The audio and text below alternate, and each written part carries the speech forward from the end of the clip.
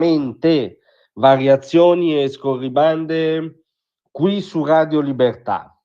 Allora stamattina vorrei parlarvi dell'opportunità rappresentata dal guastatore Trump, che potrebbe guastare vecchi equilibri anacronistici e soprattutto vecchi dogmi della religione, o meglio della superstizione di rito eurocratico, da cui forse faremmo bene a liberarci, nonostante, come dire, il mainstream sia aggrappato ad essi in maniera ostinata. Allora intendiamoci, dal punto di vista di chi vi parla, Trump non è affatto un guastatore. Trump è qualcuno che ha un suo piano ben preciso, soprattutto da un punto di vista della politica commerciale. È un piano che risponde a quelli che a suo giudizio sono gli interessi americani, ed è un piano su cui ha avuto il mandato esplicito dell'elettorato americano. Come abbiamo ricordato più volte, la sintesi estrema del piano è l'imperativo di reindustrializzare l'America per rifarla grande, perché secondo Trump non può esistere un'America grande, e noi aggiungiamo un Occidente grande, che non torni ad essere anche luogo della produzione, non solo del mero consumo di qualcosa prodotto nella fabbrica del mondo cinese, che quindi si mette in posizione di forza rispetto al mondo libero. Ma mettiamo in premessa che Trump sia un guastatore, un pazzo, uno sparigliatore folle, uno che ha solo la pars destrens, no? È il ritratto quotidiano di Trump dei nostri giornaloni. Benissimo, se questa sua folle, indifendibile politica dei dazi come effetto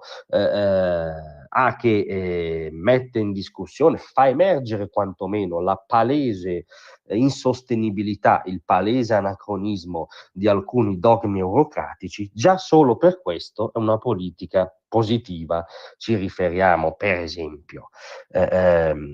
al grande dogma del patto di stabilità europeo, concepito in un'altra era da un punto di vista dell'economia internazionale e della geopolitica, e che tiene tuttora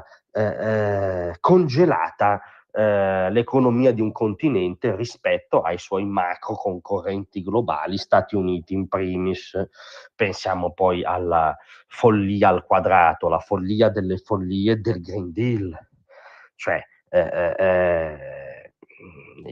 lo scontro commerciale tra le sponde dell'Atlantico mette in risalto come la prima follia sia quella serie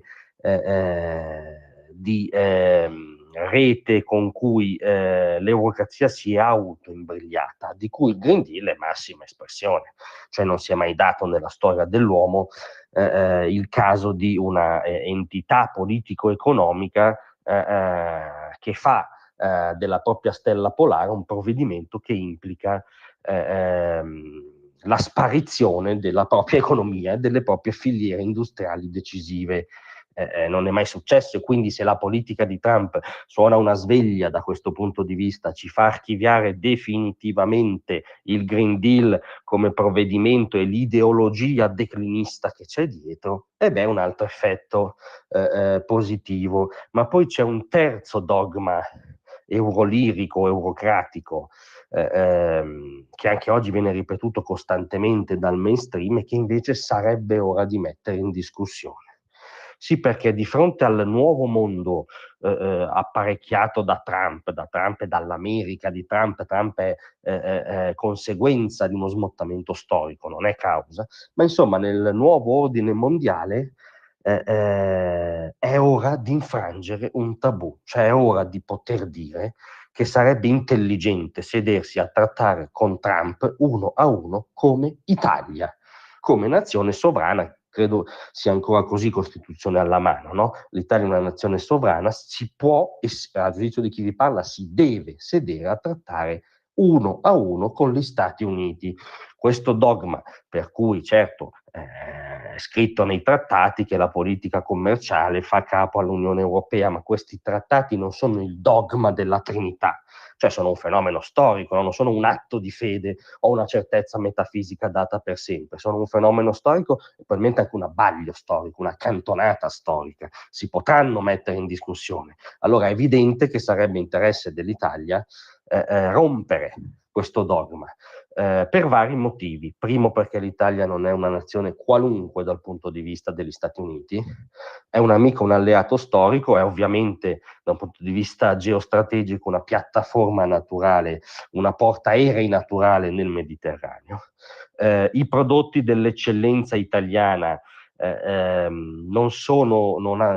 implicano una concorrenzialità diretta con le produzioni americane, a differenza delle eccellenze di altri paesi, Germania in primis. La Germania, tra l'altro, è il grande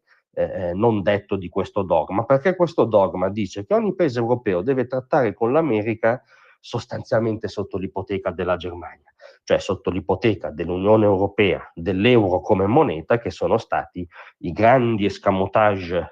della Germania riunificata, paese a fortissima vocazione esportatrice, per avere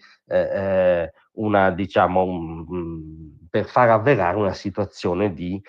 concorrenza alterata di fatto, perché è un paese fortemente esportatore con una moneta debole rispetto alla sua economia. Trump, quando legge Unione Europea, traduce mentalmente, automaticamente, quasi sempre Germania, e dagli torto, perché oltre al fatto che la Germania ha sempre dato le carte in quanto